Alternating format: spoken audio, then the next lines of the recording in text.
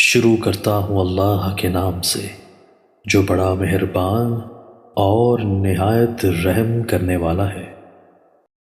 سیدنا ابو ہریرہ رضی اللہ عنہ سے روایت ہے، نبی کریم صلی اللہ علیہ وآلہ وسلم نے فرمایا، حکمرانوں کے لیے تباہی ہے، ان کے ماتحت افسروں اور قرندوں کے لیے ہلاکت ہے۔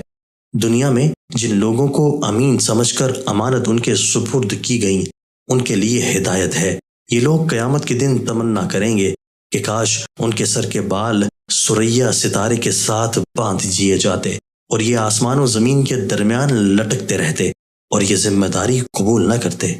سیدنا عبداللہ بن عمر رضی اللہ تعالی عنہما سے مروی ہے، رسول اللہ صلی اللہ علیہ وآلہ وسلم نے فرمایا، ان قریب تمہارے اوپر ایسے حکمران آئیں گے کہ وہ تمہیں ایسی باتوں کا حکم دیں گے جن پر خود عمل نہیں کریں گے۔ جس نے ان کے جھوٹ پر ان کی تصدیق کی اور ان کے ظلم پر ان کی مدد کی، وہ مجھ سے نہیں اور میں اس سے نہیں۔ ایسا آدمی ہرگز میرے پاس حوض پر نہیں آئے گا۔ دوستو، اللہ تعالی ہمیں ان احادیث مبارکہ پر عمل کرنے اور اپنی زندگیوں کو سنوارنے کی توفیق عطا فرمائے۔